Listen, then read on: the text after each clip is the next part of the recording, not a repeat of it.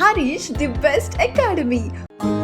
అంబేద్కర్ జయంతి సందర్భంగా Harish the best academy అందిస్తుంది అన్ని ఆన్లైన్ కోర్సులపై భారీ discounts. Group 1, 2, 3, 4 SI, AEO, veterinary assistant, JL, DL full course ఏదైనా 2000 రూపాయలు మాత్రమే. హిస్టరీ, ఎకానమీ, పాలిటీ వంటి సింగిల్ సబ్జెక్ట్ ఏదైనా 500 రూపాయలు మాత్రమే. ఈ ఆఫర్ ఏప్రిల్ 12 నుండి ఏప్రిల్ 16 వరకు మాత్రమే. ఈ బంపర్ ఆఫర్ మిస్ చేసుకోకండి. లెజెండరీ ఫ్యాకల్టీచే ఖచ్చితంగా జాబ్ సాధించే విధంగా రూపొందించబడిన ఆన్లైన్ క్లాసెస్. వెంటనే గూగుల్ ప్లే స్టోర్ నుండి హరీష్ అకాడమీ యాప్ ను డౌన్లోడ్ చేసుకోండి. విజయం సాధించండి. Harish the best academy. Phone 8341116915.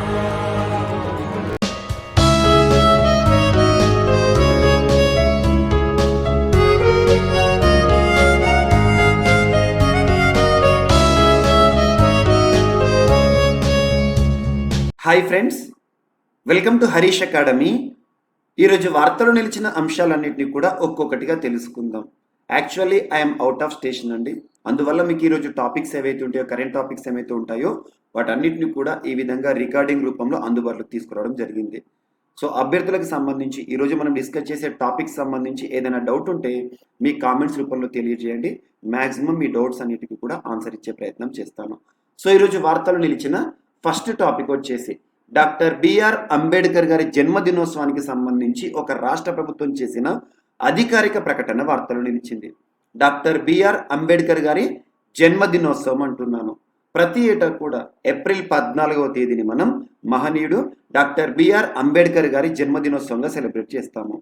So తన యొక్క బర్త్ యానివర్సరీ ఏదైతే ఉంటుందో, తన యొక్క జన్మదినోత్సవం ఏదైతే ఉంటుందో ఏప్రిల్ 14వ తేదీని ఇక మీదట ప్రతి ఏటా అంటే 2022 ఈ సంవత్సరం నుండే ప్రతి ఏటా కూడా ఈక్వాలిటీ డే అనే పేరుతో ప్రత్యేకంగా సెలబ్రేట్ చేస్తామని చెప్పేసి తమిళనాడు రాష్ట్ర ప్రభుత్వం ఒక అధికారిక ప్రకటన చేసింది. సో తమిళనాడు రాష్ట్ర ప్రభుత్వానికి సంబంధించి ఎంకే స్టాలిన్ గారు ప్రస్తుతం ముఖ్యమంత్రిగా ఉన్నారు కదా. సో తను ఏప్రిల్ 14th రోజున 2022 ఏప్రిల్ 14th, సో గడిచిన ఏప్రిల్ 14th ఈక్వాలిటీ డేగా అధికారికంగా సెలబ్రేట్ కూడా చేయడం జరిగింది. ఇది ఒకటి గుర్తుంచుకోండి. రానున్న పోటీ పరీక్షల్లో ఈ టాపిక్ కి సంబంధించి ఎలా ప్రశ్నలు అడగబోయే అవకాశం ఉంటుందంటే, ఇటీవల ఏ రాష్ట్ర ప్రభుత్వం 2022 ఏప్రిల్ 14వ తేదీని ఇక మీదట ప్రతి ఏటా కూడా ఈక్వాలిటీ డే సమానత్వపు దినోత్సవంగా జరుపుతామని చెప్పేసి ఏ రాష్ట్ర ప్రభుత్వం అధికారికంగా ప్రకటన చేసింది అంటే తమిళనాడు రాష్ట్ర ప్రభుత్వం అని గుర్తుంచుకోండి. సో అలా అంబేద్కర్ గారి జన్మదినోత్సవం ఏదైతే ఉంటుందో ఈక్వాలిటీ డే ఏ స్టేట్కి సంబంధించి, తమిళనాడు రాష్ట్రానికి సంబంధించి. ఇటీవల తమిళనాడు రాష్ట్ర ప్రభుత్వం ఇలాంటి అంశాలతో తరచూ వార్తలు నిలుస్తోంది. తమిళనాడు రాష్ట్రానికి సంబంధించి గడిచిన 2021 సంవత్సరంలో ఇయర్ ఎండింగ్లో కొంతమంది మహనీయుల జన్మదినోత్సవం ఏదైతే ఉంటుందో డిఫరెంట్ నేమ్స్గా సెలబ్రేట్ చేస్తామని చెప్పేసి తమిళనాడు రాష్ట్ర ప్రభుత్వం అధికారికంగా కూడా అనౌన్స్ చేసింది. అందులో ఒకటి పెరియార్ గారి జన్మదినోత్సవం. సో పెరియార్ గారి జన్మదినోత్సవం ఏదైతే ఉంటుందో 17th సెప్టెంబర్ని ప్రతి ఏటా కూడా సోషల్ జస్టిస్ డేగా ఏ రాష్ట్ర ప్రభుత్వం అధికారికంగా గుర్తించింది అంటే తమిళనాడు రాష్ట్ర ప్రభుత్వాన్ని గుర్తుంచుకోండి. సో పెరియార్ గారి జన్మదినోత్సవం 17th September the social justice day అని గుర్తుంచుకోండి. సామాజిక న్యాయ దినోత్సవం తమిళనాడు రాష్ట్రానికి సంబంధించి ఇటీవల అధికారికంగా గుర్తించడం జరిగింది. And at the same time అదే సెప్టెంబర్ మాసంలో సెప్టెంబర్ 11వ తేదీని ఒక మహనీయులు, ఒక గొప్ప కవి, తమిళనాడు రాష్ట్ర చరిత్రలో తనకంటూ ఒక చరిత్ర ఉన్న ఒక కవి, ఒక రచయిత, మహాకవి. సో మహాకవి గారి జన్మదినోత్సవాన్ని మహాకవి డేగా కూడా సెలబ్రేట్ చేస్తుంది. ఇది ఒకటి ఇంపార్టెంట్. మహాకవి డేనేమో సెప్టెంబర్ 11th అండ్ పెరియార్ గారి జన్మదినోత్సవం ఏదైతే ఉన్నదో సెప్టెంబర్ 17వ తేదీని సోషల్ జస్టిస్ డేగా, మరియు డాక్టర్ బిఆర్ అంబేద్కర్ గారి జన్మదినోత్సవం ఏప్రిల్ 14th నేమో ప్రతి ఏటా కూడా ఈ సంవత్సరం నుండి 2022 ఏప్రిల్ 14th ఆల్రెడీ సెలబ్రేట్ చేశారు. ఈ సంవత్సరం నుండి ప్రతి ఏటా కూడా ఈక్వాలిటీ డేగా సెలబ్రేట్ చేయడం జరుగుతుంది. ఇది ఒకటి ఇంపార్టెంట్. సో అంబేద్కర్ గారి జన్మదినోత్సవానికి సంబంధించి. అండ్ ఇటీవల తమిళనాడు రాష్ట్రం తరచూ ఏదో ఒక అంశంతో వార్తలు నిలుస్తుంది. తమిళనాడు రాష్ట్రానికి సంబంధించిన అన్ని అంశాలు ఏవైతే మనం డిస్కస్ చేసామో ఇటీవల కాలంలో వాటన్నిటి కూడా ప్రత్యేకంగా లింక్ చేస్తూ చూడండి. సో ఇటీవల కాలంలో మనం ఇల్లం తేడి కల్వి అనే ఒక అంశాన్ని డిస్కస్ చేయడం జరిగింది. ఇల్లం తేడి కల్వి అంటే ఎడ్యుకేషన్ ఎట్ డోర్ స్టెప్. ఇదొకటి ఇంపార్టెంట్. అండ్ ఇటీవల తమిళనాడు రాష్ట్ర ప్రభుత్వం మక్కలైతేడి మరుత్వం, మక్కలైతేడి మరుత్వం అనే ఒక ఇనిషియేటివ్తో వార్తలు నిలిచింది. దట్ మీన్స్ ఎడ్యుకేషన్ కాకుండా మనకు హెల్త్ ఉంటుంది కదా, health at doorstep. Education at doorstep ఏమో Illam Thedi Kalvi, and health at doorstep ప్రజలందరికీ కూడా వైద్య సౌకర్యాలను వారి ఇంటి వద్దకే ఇచ్చే ఒక ప్రత్యేకమైన సేవగా మనం మక్కలైతేడి మరుత్వంని చూడవచ్చు. అండ్ ఇటీవల మీందుం మంజప్పై అనే ఒక ప్రత్యేక అవగాహన కార్యక్రమం, మీందుం మంజప్పై టు కంబాట్ క్లైమేట్కి సంబంధించి, అంటే వాతావరణ మార్పును కానివ్వండి అండ్ వాతావరణ కాలుష్యాన్ని దృష్టిలో ఉంచుకొని ప్లాస్టిక్ని ఎరాడికేట్ చేయడంలో భాగంగా తమిళనాడు రాష్ట్ర సంస్కృతిలో భాగమైన ఎల్లో కలర్డ్ బ్యాగ్ని ప్రోత్సహించే ప్రోగ్రామే మీందుం మంజప్పై. అండ్ ఇటీవల ఇన్యూర్ కప్పం నమ్మై కక్కుం, ఇన్యూర్ కప్పం నమ్మై కక్కుం, ఇది గుడ్ సమారిటన్స్ ప్రోగ్రామ్. ముఖ్యంగా రహదారి ప్రమాదాలకి సంబంధించి ఆపదలో ఉండేవారు ఎవరైతే ఉంటారో వారికి 48 అవర్స్ లోపల ఉచితంగా వైద్య సేవలు అందించే ఒక ప్రత్యేకమైన కార్యక్రమం. అండ్ ఇటీవల తమిళనాడు సామాజిక సమస్యలతో కూడా వార్తలు నిలుస్తుంది, సామాజిక అంశాలతో కూడా వార్తలు నిలుస్తుంది. అందులో బ్రాహ్మణేతరులు మరియు మహిళలకు దేవాలయాల్లో పూజారులుగా నియమిస్తూ కూడా అవకాశాన్ని కల్పించింది. ఇదొకటి ఇంపార్టెంట్. అండ్ ఇటీవల సీకౌ లేదా డుగాంగ్కి దేశంలోని మొట్టమొదటి రిజర్వ్ని కూడా తమిళనాడు రాష్ట్ర ప్రభుత్వమే ఏర్పాటు చేసింది. డుగాంగ్ కన్జర్వేటివ్ రిజర్వ్ అని చెప్పేసి ఇలాంటి అంశాలు. అండ్ ఇటీవల తమిళనాడు రాష్ట్రానికి సంబంధించిన ఏవైతే అంశాలను మనం అత్యధికంగా సార్లు రిపీట్ చేస్తున్నామో వాటన్నింటి కూడా ప్రత్యేకంగా చూడండి. And next, doctor BR Ambedkar గారి జన్మదినోత్సవం రోజున మరొక ప్రభుత్వం కూడా తీసుకున్న ఒక నిర్ణయం వార్తలు ఇచ్చింది. అదేంటంటే ప్రభుత్వ స్పెషలైజ్డ్ ఎక్సలెన్స్ పాఠశాలలు ఏవైతే ఉంటాయో, అంటే ప్రభుత్వ రంగంలో పనిచేస్తున్న గవర్నమెంట్ స్కూల్స్ ఏవైతే ఉంటాయో గవర్నమెంట్ స్కూల్స్ని ఇక మీదట ఢిల్లీ ప్రభుత్వం doctor BR Ambedkar specialized excellence పాఠశాలలుగా నామకరణం చేసింది. అంటే పేరు మార్పు అని గుర్తుంచుకోండి. గవర్నమెంట్ స్కూల్స్ ఏవైతే ఉంటాయో, ఎక్సలెన్స్ పాఠశాలలు ఏవైతే ఉంటాయో, మోడర్న్ స్కూల్స్ ఏవైతే ఉంటాయో వాటన్నిటిని కూడా డాక్టర్ బిఆర్ అంబేద్కర్ ఎక్సలెన్స్ పాఠశాలలుగా మార్చడం జరిగింది. అండ్ వీటితో పాటు ఢిల్లీ ప్రభుత్వ ఆధ్వర్యంలో పనిచేస్తున్న కొన్ని మారుమూల ప్రాంతాలు కానివ్వండి, టౌన్లో ఉన్న కొన్ని పాఠశాలలు ఏవైతే ఉంటాయో వాటిని మహనీయులు స్వాతంత్ర సమరయోధుల పేర్లతో కూడా నామకరణం చేస్తామని చెప్పేసి ఢిల్లీ ప్రభుత్వం తీసుకున్న నిర్ణయం వార్తలు నిలిచింది పాఠశాలలకి సంబంధించి. అండ్ ఇటీవల ఢిల్లీ తరచు పాఠశాలలకు సంబంధించి ఎక్కువగా వార్తలు నిలుస్తుంది.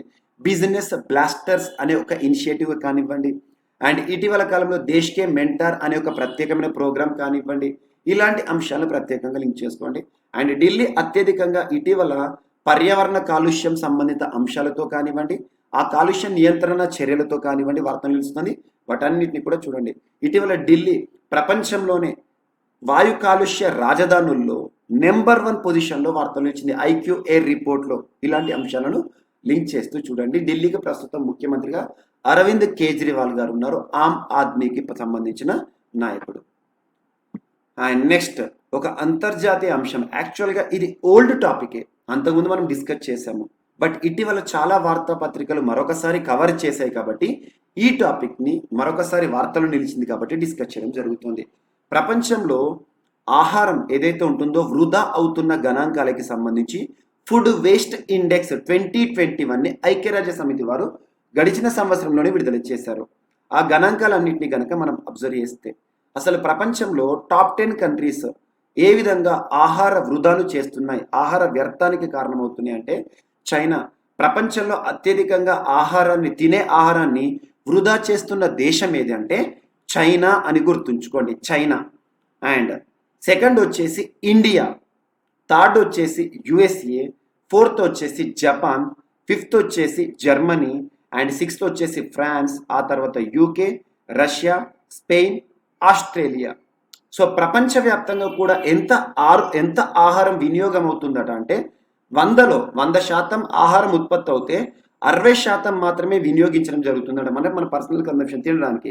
అండ్ ఇందులో 40% వేస్టేజ్ కిందనే పోతుంది. అంటే 60% ఏమో మనం ఆహారాన్ని వినియోగించుకుంటున్నాం, 100లో 60%. అండ్ 100లో 40% ఉంటుంది కదా, అది వృధాగా మారుతుంది. ఆ వృధా అవుతున్న దానిలో ఆల్మోస్ట్ 11% ఇళ్లలోనే వృధా అవుతుందంట, అంటే మన డొమెస్టిక్ వేస్టేజ్గా మారుతుందంట. అండ్ నెక్స్ట్ వచ్చేసి రీటైల్ మరియు ఫుడ్ సర్వీసెస్ల వద్ద ఎంత వృధా అవుతుందట అంటే 7%.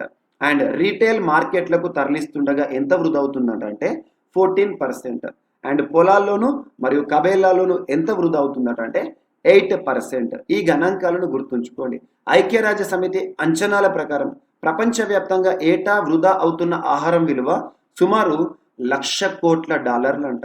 మన కరెన్సీలో గనక ఈ వృధా అవుతున్న విలువను చూస్తే 75 లక్షల కోట్లు అంట ప్రపంచంలో ఒక సంవత్సరంలో వృధా అవుతున్న ఆహారానికి సంబంధించి. ఈ గణాంకాలకు సంబంధించిన సంపూర్ణ వివరణ కూడా మీకు మన సంకల్ప్ మ్యాగజైన్లో అందుబాటులోకి తీసుకురావడం జరిగింది.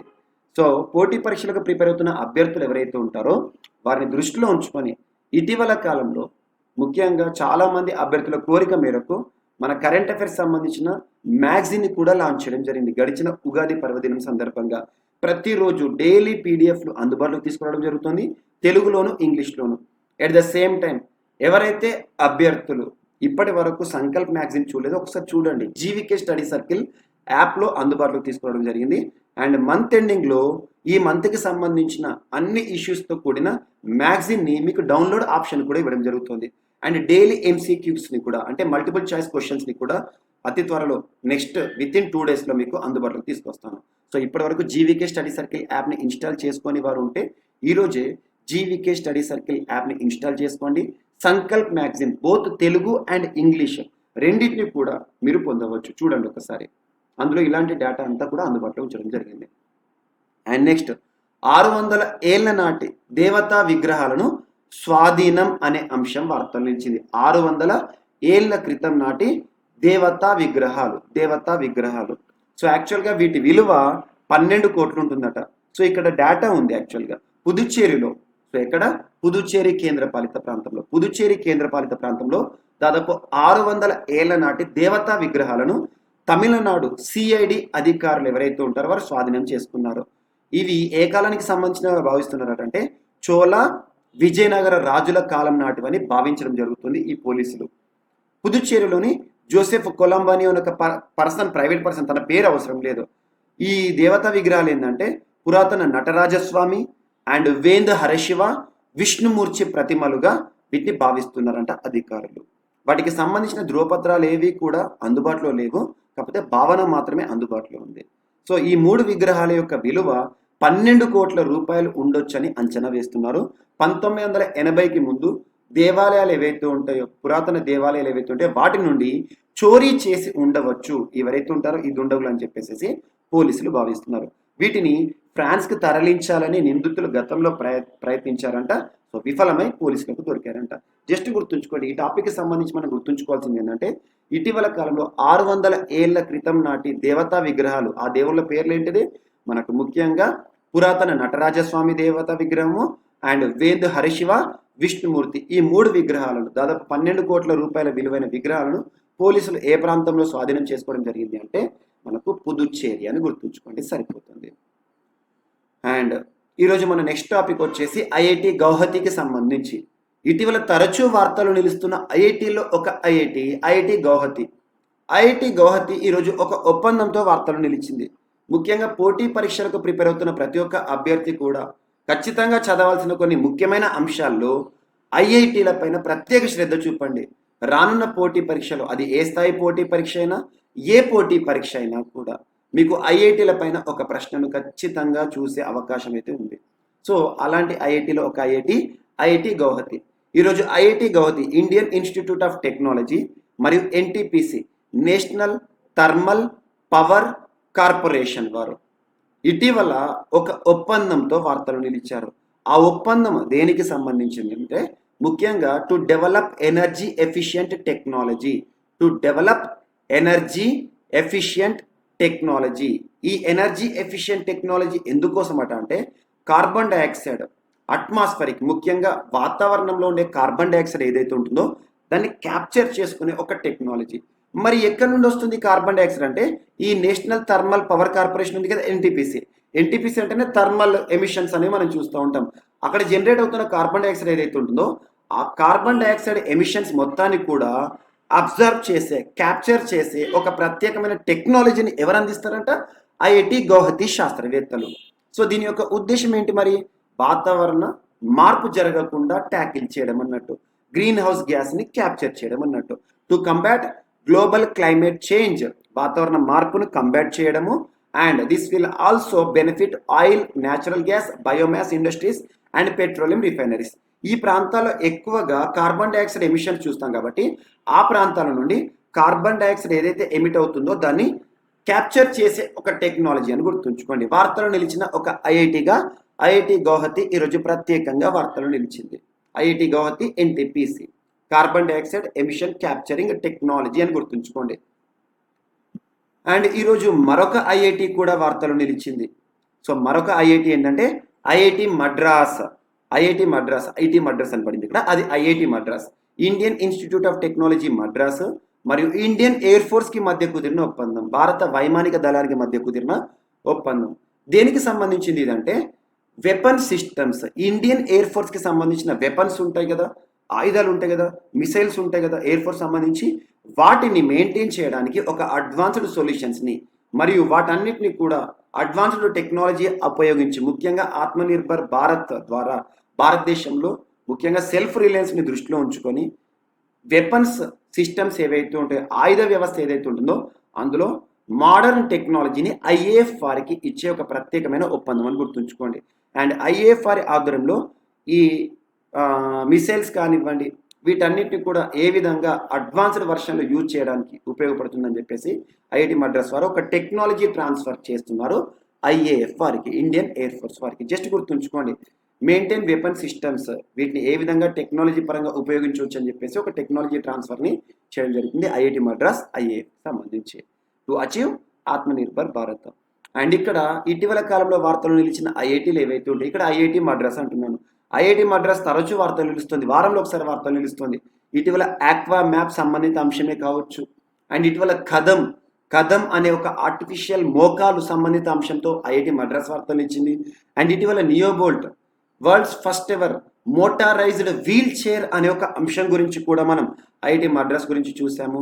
అండ్ ఇటీవల ఇండస్ట్రీ కాన్క్లేవ్ కానివ్వండి, శాస్త్ర అనే ఒక మ్యాగజిన్ కానివ్వండి, రహదారి ప్రమాదాలకు సంబంధించిన ఒక టెక్నాలజీ ముఖ్యంగా ట్యాకిల్ చేయడానికి ఇరాడా అనే ఒక టెక్నాలజీ కానివ్వండి, ఇలాంటి వాటిని మనం ఐఐటి మద్రాస్కి సంబంధించి లింక్ చేసుకోండి. అండ్ దాంతోపాటు భారతదేశంలో మొట్టమొదటి 3D కాంక్రీట్ ప్రింటింగ్ టెక్నాలజీ ఆధారిత హౌస్ అని గుర్తుంచుకోండి. అండ్ దీంతో పాటు ఇటీవల ఐఐటి హైదరాబాద్ కూడా తరచూ వార్తలు నిలుస్తోంది. ఐఐటి హైదరాబాద్ అనగానే ఇటీవల హైడ్రోజెల్ కానివ్వండి, సుజుకి ఇన్నోవేషన్ సెంటర్ జపాన్ బయటి దేశాల్లో మొదటిసారి భారతదేశంలో ఏర్పాటైంది.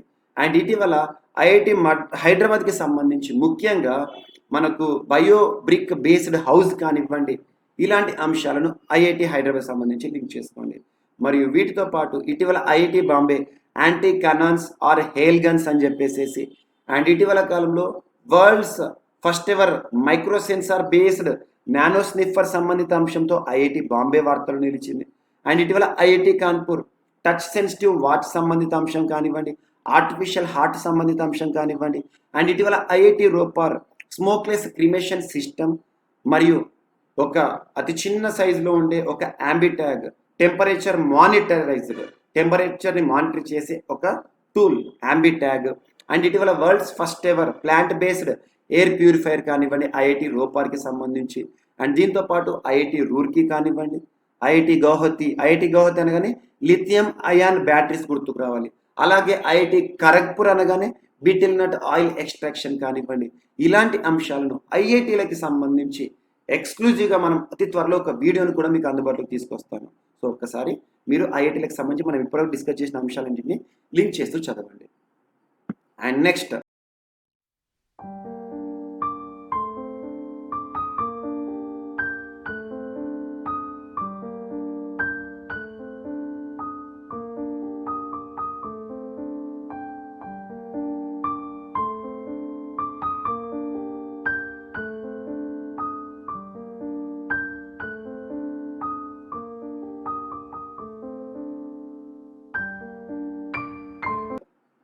రష్యాకి సంబంధించిన అత్యంత శక్తివంతమైన ఒక నౌక మాస్క్వా కుప్పకూలింది. యాక్చువల్గా కుప్పకూలింది, ధ్వంసమైంది. రష్యా ప్రతిష్టాత్మకంగా భావించే ఒక అత్యంత శక్తివంతమైన యుద్ధ నౌక అని గుర్తుంచుకోండి, నావెల్ షిప్. దాని పేరు మాస్క్వా. దాని యొక్క సామర్థ్యం ఎంత అంటే సిబ్బందిని ఏకకాలంలో 510 మందిని ఒక ప్రాంతం నుంచి ఒక ప్రాంతానికి తీసుకెళ్ళవచ్చు. దాని యొక్క పొడవు ఎంత ఉంటుంది, మాస్క్వా పొడవు ఎంత ఉంటుంది అంటే 186.4 మీటర్స్ ఉంటుందంట. అండ్ బరువు వచ్చేసి 12,500 టన్నుల బరువు ఉంటుంది. గరిష్ట వేగం వచ్చేసి గంటకు 59 కిలోమీటర్లు పోతుంది. అండ్ ఒక హెలికాప్టర్ని కూడా క్యారీ ఫార్వర్డ్ చేయడం జరుగుతుంది. సో ఏదైతే ఉంటుందో మాస్కో ఎందుకు వార్తలు ఇచ్చింది అంటే ఇటీవల ఈ యుద్ధ నౌకని యుక్రెయిన్ సైన్యం వారు పేల్చివేయడం జరిగింది.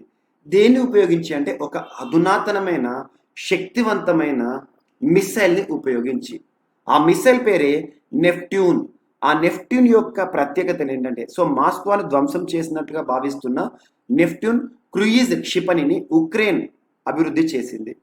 2014లో క్రిమియాని రష్యా ఆక్రమించాక నల్ల సముద్రంలో తన నౌకాదళానికి పెరిగిన ముప్పులను ఎదుర్కోవడానికి ఈ అస్త్రాన్ని రూపొందించింది. యాక్చువల్గా ఈ మాస్కో అనేది నల్ల సముద్రంలో మోహరించబడిన రష్యన్ యుద్ధ నౌక అని గుర్తుంచుకోండి. నల్ల సముద్రంలో దీన్ని ధ్వంసం చేసిందేమో యుక్రెయిన్. దేని ద్వారా ధ్వంసం చేసింది? నెప్ట్యూన్ అనే ఒక క్షిపణి వ్యవస్థ, క్రూయిజ్ క్షిపణి ద్వారా. దీని యొక్క ప్రత్యేకత, ఈ క్షిపణి యొక్క ప్రత్యేకత ఏంటంటే ఈ వార్హెడ్ వార్హెడ్ యొక్క ప్రత్యేకత ఏంటంటే హై ఎక్స్ప్లోజివ్ ఫ్రాగ్మెంటేటివ్ మిసైల్ అని గుర్తుంచుకోండి. బరువు వచ్చేసి 870 కిలోల బరువు అంట ఈ మిసైల్ క్షిపణి యొక్క బరువు. పొడవు వచ్చేసి 5.05 మీటర్లు. అండ్ ఎంత దూరం చేరుతుందట అంటే 280 కిలోమీటర్ దూరంలోని ఎలాంటి టార్గెట్ అయినా కూడా సర్వనాశనం ధ్వంసం చేసేదన్నమాట. ఇటీవల మాస్కో అని ధ్వంసం చేయడం జరిగింది. ఉక్రెయిన్ పై సమరశంకం పూరించాక రష్యా సైన్యానికి ఇదొక అతి పెద్ద ముప్పుగా భావించవచ్చు. నల్ల సముద్రంలో పుతిన్ సేనకు తలమానికంగా ఉన్న ప్రైడ్గా ఉన్న యుద్ధ నౌక మాస్కో ధ్వంసమైంది. దీనికి కారణం ఉక్రెయిన్ ప్రయోగించిన నెప్ట్యూన్ క్షిపణి. గుర్తుంచుకోండి, భారీ ఆయుధ సామర్థ్యం కలిగిన ఈ యుద్ధ నౌకను కోల్పోవడం రష్యాకు మింగుడు పడడం లేదు.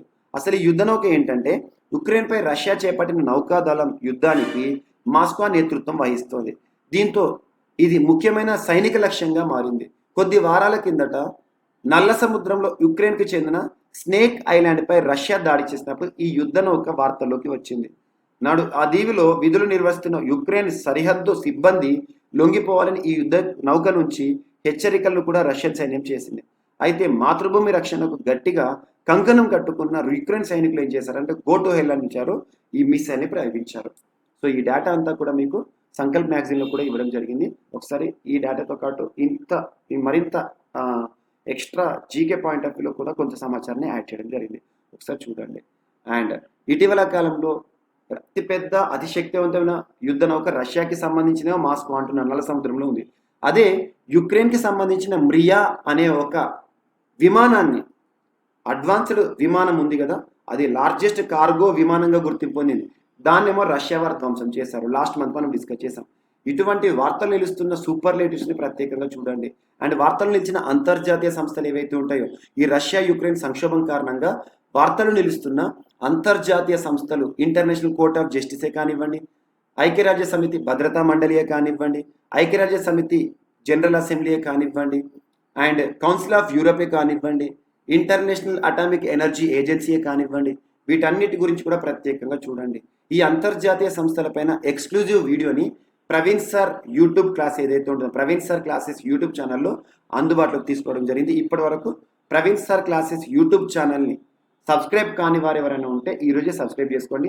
రెగ్యులర్గా టాపిక్ ఆధారిత సమాచారాన్ని మీకు అందులో ఇవ్వడం జరుగుతుంది. అండ్ నెక్స్ట్ వచ్చేసి యుద్ధానికి సంబంధించి రక్షణ వ్యవస్థకి సంబంధించి ఇజ్రాయెల్ ప్రత్యేకంగా వార్తలు ఇచ్చింది. ఇజ్రాయెల్ అనగానే ఐరన్ డోమ్ గుర్తుకు రావాలి. గడిచిన సంవత్సరంలో ఇజ్రాయెల్ పాలస్తీనా సంక్షోభ పరిస్థితులు మనం చూసాం. అప్పుడు ఐరన్ డోమ్, ఐరన్ కవచం ఇజ్రాయెల్కి సంబంధించి వార్తలు ఇచ్చింది. ఈరోజు న్యూ లేజర్ మిసైల్ డిఫెన్స్ సిస్టమ్ని ఇజ్రాయెల్ వార్తలోకి తీసుకొచ్చింది. న్యూ లేజర్ లైట్ ఉంటుంది కదా, లేజర్ లైట్తో కూడిన శక్తివంతమైన ఒక బీమ్ ఏదైతే ఉంటుందో ఎలాంటి అన్మాన్డ్ ఎయిర్ వెహికల్సే కానివ్వండి, లేదా విమానాలే కానివ్వండి, శత్రు దేశాలకి సంబంధించిన హెలికాప్టర్సే కానివ్వండి, వాటిని ధ్వంసం చేస్తుందంట. So new laser missile defence system, దీని పేరు ఏంటంటే ఐరన్ బీమ్. ఇజ్రాయెల్ దీన్ని డెవలప్ చేయడం జరిగింది. ద ఐరన్ బీమ్స్ ఇంటర్సెప్షన్స్ అంటే ఏంటంటే ఐరన్ బీమ్ ఉంటుంది కదా, దాని నుండి వచ్చే లైటింగ్ ఏదైతే ఉంటుందో అవి కంటికి కనిపించకుండానే శత్రు దేశాలకు సంబంధించిన అన్మాన్డ్ ఎయిర్ వెహికల్సే కానివ్వండి, యుద్ధ విమానాలే కానివ్వండి, ఎలాంటి టార్గెట్ అయినా కూడా ధ్వంసం చేస్తాయంట. ఇది బీమ్ లైటింగ్ ఆధారంగా సింపుల్గా క్షిపణి చేసే ఫలితం ఏదైతే ఉందో, క్షిపణిని ఎందుకోసమైతే మనం వాడతామో ఈ భీమ్తోని క్షిపణి చేసే పనిని కూడా మనం సాధించవచ్చు అన్నట్టు, అదొకటి ఇంపార్టెంట్. అండ్ నెక్స్ట్ వార్తలో నిలిచిన వ్యక్తుల విషయానికి వస్తే ఈరోజు ఫస్ట్ వచ్చేసి ఇక్బాల్ సింగ్ లాల్పురా గారు వార్తలు నిలిచారు. ఒక చట్టబద్ధ సంస్థకి సంబంధించి వార్తలు నిలిచారు. చట్టబద్ధ సంస్థ అంటున్నాను, స్టాచ్యుటరీ ఆర్గన్, స్టాచ్యుటరీ బాడీ అంటున్నా. మనకు రాజ్యాంగం నేర్చుకున్నప్పుడు కొన్ని రాజ్యాంగబద్ధ సంస్థల గురించి, కొన్ని చట్టబద్ధ సంస్థల గురించి ప్రత్యేకంగా మనం చర్చించుకుంటూ ఉంటాం. అందులో భాగంగా రాజ్యాంగబద్ధ సంస్థ అంటే ఏంటి? మన దేశంలో అమలవుతున్న అత్యున్నత చట్టం, the supreme law of the land. మన రాజ్యాంగం ఏదైతే ఉంటుందో ఆ రాజ్యాంగంలోని ఏదో ఒక ప్రకరణ, ఏదో ఒక ఆర్టికల్లో ఒక సంస్థ గురించి గనక పేర్కొనడం జరిగింది అనుకోండి, దాన్ని రాజ్యాంగబద్ధ సంస్థ అంటాం, కాన్స్టిట్యూషనల్ బాడీ అంటాం. అలా ఆర్టికల్ 76 మనకు అటార్నీ జనరల్ ఉంటుంది, ఆర్టికల్ 148 కాగు ఉంటుంది, అలా మనకు ఆర్టికల్ 324 కేంద్ర ఎన్నికల సంఘం ఉంటుంది, ఆర్టికల్ 280 కేంద్ర ఆర్థిక సంఘం ఉంటుంది, ఆర్టికల్ 243 క్లాస్ కే ఆ రాష్ట్ర ఎన్నికల సంఘం ఉంటుంది. ఇవన్నీ రాజ్యాంగబద్ధ సంస్థలు, ఆర్టికల్ చెప్పాను కాబట్టి. అండ్ చట్టబద్ధ సంస్థలు అంటే ఏంటంటే రాజ్యాంగంలో దీని గురించి పేర్కొన్నప్పటికీ కూడా పార్లమెంట్ ఒక చట్టం ద్వారా ఒక సంస్థను గనక ఏర్పాటు చేయడం జరిగింది అనుకోండి, దాన్ని చట్టబద్ధ సంస్థ అంటాం. అలా నేషనల్ కమిషన్ ఫర్ విమెన్ కానివ్వండి, National Commission for Protection of Child రైట్సే కానివ్వండి, అండ్ ఈరోజు వార్తలు ఇచ్చిన నేషనల్ కమిషన్ ఫర్ మైనారిటీసే కానివ్వండి. సో ఇది చట్టబద్ధ సంస్థ అంటున్నాను. ఒక చట్టబద్ధ సంస్థ గురించి మనం నేర్చుకున్నప్పుడు ఆ సంస్థ ఏ చట్టం ఆధారంగా ఏర్పడిందో ఆ చట్టం గురించి కూడా నేర్చుకోవాల్సి ఉంటుంది. ఆ చట్టం ఏంటంటే national Commission for minorities act 1992 అని గుర్తుంచుకోండి. ఈ సంస్థ న్యూఢిల్లీ కేంద్రంగా పనిచేస్తుంది. ఈ సంస్థకు చైర్పర్సన్గా ఉన్న వ్యక్తి ఇక్బాల్ సింగ్ లాల్పురా గారు. ఇటీవల తను రాజీనామా చేశారు. ఎందుకు రాజీనామా చేశారంటే గడిచిన 5 రాష్ట్రాల సార్వత్రిక ఎన్నికలు ఉన్నాయి కదా, మనకు ఉత్తరాఖండ్, ఉత్తరప్రదేశ్, పంజాబ్, గోవా, మణిపూర్లో సార్వత్రిక ఎన్నికలు ముగిశాయి. ఆ సార్వత్రిక ఎన్నికల్లో పంజాబ్ రాష్ట్రంలో బీజేపీ పార్టీ తరపున పోటీ చేశారు ఇక్బాల్ సింగ్ లాల్పురా గారు. అలా ఎన్నికల్లో పోటీ చేసినప్పుడు తను రాజీనామా చేశారు. కానీ ఆ ఎన్నికల్లో తను ఓడిపోవడం జరిగింది. మరొకసారి తనను భారత ప్రభుత్వము నేషనల్ కమిషన్ ఫర్ మైనారిటీస్కి తనను ప్రత్యేకంగా చైర్మన్గా నియమించడం జరిగింది, చైర్పర్సన్గా నియమించడం జరిగింది. మరి భారతదేశంలో మైనారిటీలు అంటే ఎవరు? మైనారిటీలు అంటే ఎక్సెప్ట్ హిందూస్, ఇండియాలో మైనారిటీలు అని చెప్పి గుర్తుంచుకోండి. హిందువులు కాకుండా మిగిలిన వాళ్ళు మైనారిటీలు. కానీ మైనారిటీలు ఎవరైతే ఉంటారో అందులో 6 మతాలను మాత్రమే భారత ప్రభుత్వం గుర్తించింది. ఆ 6 మతాల్లో ముస్లింలు, క్రిస్టియన్లు, సిక్కులు, బౌద్ధులు, జైనులు, పార్సీలు. ఇది ఒకటి గుర్తుంచుకోండి. ఇటీవల మైనారిటీలకు సంబంధించి హిందువులు కూడా మైనారిటీలే కొన్ని ప్రాంతాల్లో అని చెప్పేసి కేంద్ర ప్రభుత్వం సుప్రీంకోర్టులో ఒక అఫిడవిట్ దాఖలు చేసింది. అదొకటి కూడా ఇంపార్టెంట్. సో జస్ట్ గుర్తుంచుకోండి, ఇక్కడ వార్తలో నిలిచిన వ్యక్తి X IPS officer, Indian police officer, civil services మాజీ అధికారి ఇక్బాల్ సింగ్ లాల్పురా గారిని మరొకసారి జాతీయ మైనారిటీ కమిషన్స్కి హెడ్గా నియమించడం జరిగింది భారత ప్రభుత్వం. అండ్ జూలియస్ నియరెరే గారు వార్తలు ఇచ్చారు. ఒక దేశ మాజీ అధ్యక్షులు, టాంజేనియన్ మాజీ అధ్యక్షులు 1964 సంవత్సరం నుండి 1985 దాదాపు 21 సంవత్సరాలు ఆఫ్రికా ఖండంలోని ఒక దేశమైన టాంజేనియాకి అధ్యక్షులుగా విధులు నిర్వర్తించిన పర్సన్. తన యొక్క 100వ జన్మదినోత్సవం ఏదైతే ఉంటుందో ఇటీవల జరిగింది. ఈ జన్మదినోత్సవం సందర్భంగా భారత ప్రధాని నరేంద్ర మోదీ గారు కూడా నివాళులు అర్పించారు. ఇదొకటి ఇంపార్టెంట్. సో ఎగ్జామ్లో అడుగుతారు, ఇటీవల ఏ దేశ మాజీ అధ్యక్షుడి శతవసంతాల లేదా 100th బర్త్ యానివర్సరీ సందర్భంగా భారత ప్రధాని నరేంద్ర మోదీ గారు నివాళులు అర్పించారు అంటారు. తన పేరు గుర్తుంచుకోండి, జూలియస్ నియరెరే. ఏ దేశ మాజీ అధ్యక్షులు? టాంజేనియా మాజీ అధ్యక్షులు అని గుర్తుంచుకోండి. మరి ఇతను ప్రపంచవ్యాప్తంగా ఎలా గుర్తింపు పొందారంటే తను పాస్ చేసిన ఒక సిద్ధాంతం, తను ప్రాపగేట్ చేసిన ఒక సిద్ధాంతం, ఆ సిద్ధాంతమే ఉజమా అనే ఒక సిద్ధాంతం. ఉజమా అంటే ఏంటంటే కమ్యూనల్ లివింగ్ మరియు బ్రదర్హుడ్, అన్ని మతాల మధ్యలో కూడా సామరస్యాన్ని ఏర్పాటు చేయడం, సోదర భావాన్ని పెంపొందించడమే ఉజమా అనే ఒక ఫిలాసఫీ. ఉజమా ఫిలాసఫీకి తనను ఫాదర్గా భావిస్తుంది ప్రపంచం. అట్లాంటి వ్యక్తి జూలియస్ నియరెరే బర్త్ యానివర్సరీ సందర్భంగా భారత ప్రధాని 100th బర్త్ యానివర్సరీ సందర్భంగా నివాళులు అర్పించడం కాకుండా తన గురించి మాట్లాడడం కూడా జరిగింది. ఇది ఒకటి ఇంపార్టెంట్. అండ్ క్రీడలకి సంబంధించి సో ఇంటర్నేషనల్ హాకీ ఫెడరేషన్ వారు ఇటీవల నిర్వహించిన junior women's hockey world cup 2022 విజేతగా నెదర్లాండ్స్ కప్పును గెలుచుకునే వార్తలు ఇచ్చింది. ఇది ఇంపార్టెంట్. నెదర్లాండ్స్ 2022 సంవత్సరానికి సంబంధించి junior women's hockey world cup విజేత అని గుర్తుంచుకోండి. ఎవరు నిర్వహిస్తారు? హాకీ ఇంటర్నేషనల్ ఫెడరేషన్, అంతర్జాతీయ హాకీ సమాఖ్య అన్నట్టు. మరి ఎక్కడ ఈ టోర్నమెంట్ జరిగింది అంటే వేదికలు కూడా ఇంపార్టెంటే. ఎట్ పోస్టెఫ్స్ట్రూమ్ అని గుర్తుంచుకోండి. పోస్టెఫ్స్ట్రూమ్ ఇది ఎక్కడ ఉందంటే సౌత్ ఆఫ్రికా ఆతిథ్యంలో అని గుర్తుంచుకోండి. మరి ఎవరిపైన నెదర్లాండ్స్ గెలిచి ఫైనల్లో గెలిచి ఈ టోర్నమెంట్ విజేతగా ఛాంపియన్గా నిలిచింది అంటే జర్మనీ పైన. సో ఇక్కడ మరి రష్యా యొక్క పరిస్థితి ఈ టోర్నమెంట్లో పార్టిసిపేట్ చేసిందా లేదా అని అడుగుతారు. సో ఇటీవలే ఇంటర్నేషనల్ హాకీ ఫెడరేషన్ వారు ఏం చేశారంటే రష్యాను అన్ని రకాల హాకీ టోర్నమెంట్ల నుండి కూడా బహిష్కరించడం జరిగింది. బ్యాన్ చేసేసారు, నిషేధించారు. అలా ఈ వరల్డ్ కప్లో కూడా రష్యన్ క్రీడాకారులను నిషేధించడం జరిగింది. అదొకటి ఇంపార్టెంట్. ఎందుకంటే యుక్రెయిన్ పైన వారు చేస్తున్న దండయాత్ర కారణంగా. ఇక్కడ వేదిక గుర్తుంచుకోండి, విజేత గుర్తుంచుకోండి, అండ్ రష్యాను బ్యాన్ చేయడం జరిగింది. ఇందులో రష్యా పార్టిసిపేట్ చేయలేదు, అదొకటి గుర్తుంచుకోండి. And next, India will host street child cricket world cup in 2023 అనే ఒక అంశం వార్తలు నిలిచింది. 2023 సంవత్సరానికి సంబంధించి భారతదేశము ఆతిథ్య హోదాలో వార్తలు నిలిచింది. దేనికి సంబంధించి ఆతిథ్యం అంటే street child cricket world cup.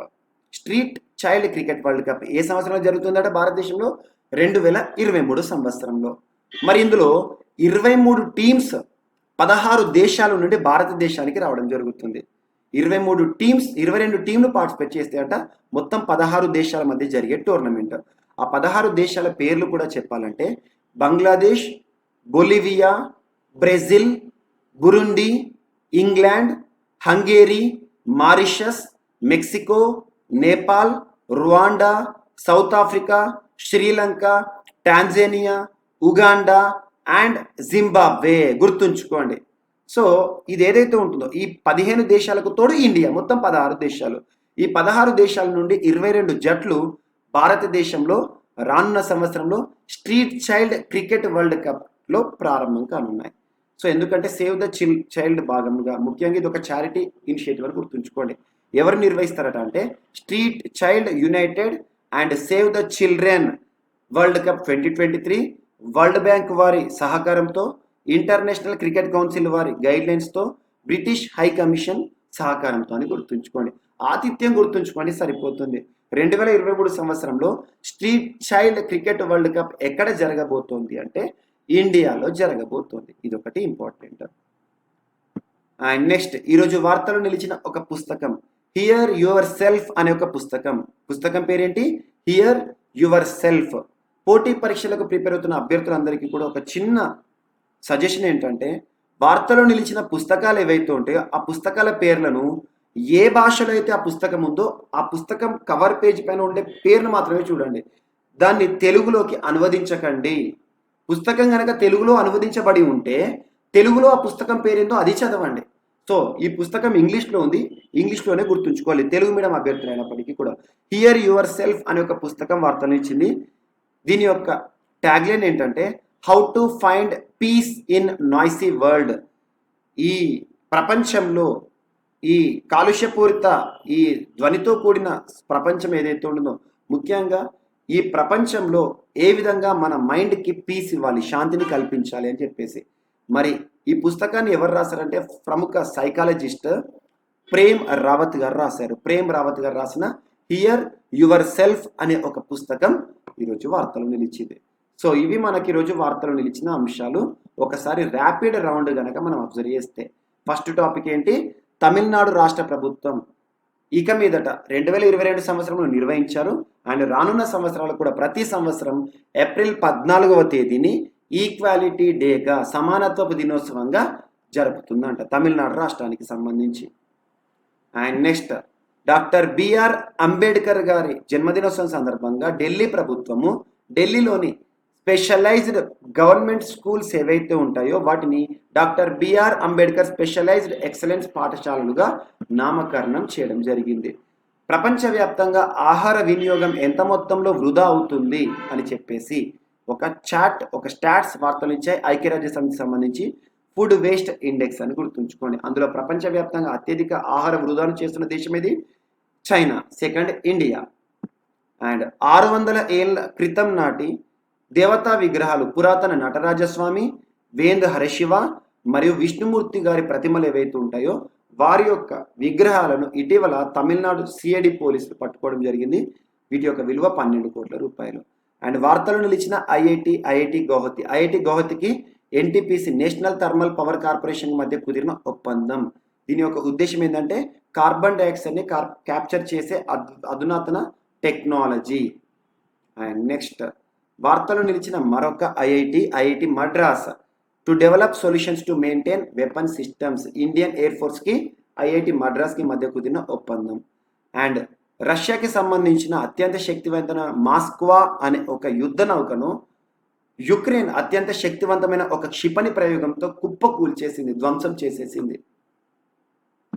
And new laser missile defence system iron beam laser ఆధారిత నాశన వ్యవస్థ, ఒక మిసైల్ పనిచేసే వ్యవస్థ ఇజ్రాయెల్కి సంబంధించి వార్తలు నిలిచింది. అండ్ వార్తలు నిలిచిన వ్యక్తుల విషయానికి వస్తే X IPS officer Iqbal Singh Lalpura గారు మరొకసారి జాతీయ మైనారిటీ కమిషన్కి చైర్పర్సన్గా తిరిగి నియమితులవుతూ వార్తలు నిలిచారు. అండ్ జూలియస్ నియరెరే టాంజానియా దేశ మాజీ అధ్యక్షుల యొక్క 100వ జన్మదినోత్సవం సందర్భంగా భారత ప్రధాని నరేంద్ర మోదీ గారు ఘన నివాళి అర్పించారు. అండ్ హాకీ అంతర్జాతీయ వరల్డ్ కప్ ఏదైతుందో జూనియర్ హాకీ వరల్డ్ కప్ విజేతగా నెదర్లాండ్స్ జర్మనీ పైన గెలుపొందింది. సౌత్ ఆఫ్రికా వేదికగా జరిగింది. అండ్ అంతర్జాతీయ వరల్డ్ కప్ క్రికెట్కి సంబంధించి street child cricket world cup 2023లో భారత్ ఆతిథ్యంలో జరగబోతోంది. 22 జట్లు 16 దేశాల నుండి ఇందులో పార్టిసిపేట్ కానున్నాయి. అండ్ వార్తలు నిలిచిన ఒక పుస్తకం హియర్ యువర్ సెల్ఫ్ అనే ఒక పుస్తకం. ఆథర్ ఎవరంటే ప్రేమ్ రావత్. ఈ పుస్తకం యొక్క ట్యాగ్ లైన్ ఏంటంటే how to find piece in a noisy world. So ఇవి మనకు ఈరోజు వార్తలు నిలిచిన అంశాలు. యాక్చువల్గా అవుట్ ఆఫ్ స్టేషన్, సో బయటి పట్టణంలో ఉండడం వల్ల అభ్యర్థులకు అందరికీ కూడా ఈ వీడియోని అందుబాటులోకి తీసుకొచ్చాను రికార్డింగ్ రూపంలో. మీకు ఈ వీడియోలోని ఏ టాపిక్ పైన కూడా డౌట్స్ ఉంటే you are always welcome with your valuable feedback. So మీ డౌట్స్ అన్నిటికీ కూడా మీకు ఆన్సర్ ఇచ్చేసి నేను తీర్చడం జరుగుతుంది. రేపటి రోజున మీకు on the board regular classes లాగానే బోర్డు పైన మీకు క్లాస్ని ఎక్స్ప్లెయిన్ చేస్తూ ఉంటాను. సో ప్రతి ఒక్కరు కూడా ఈ వీడియో నచ్చితే లైక్ చేయండి, మీ ఫ్రెండ్స్కి షేర్ చేయండి, మన హరీష్ అకాడమీ యూట్యూబ్ ఛానల్కి సబ్స్క్రైబ్ అవ్వండి. So thank you.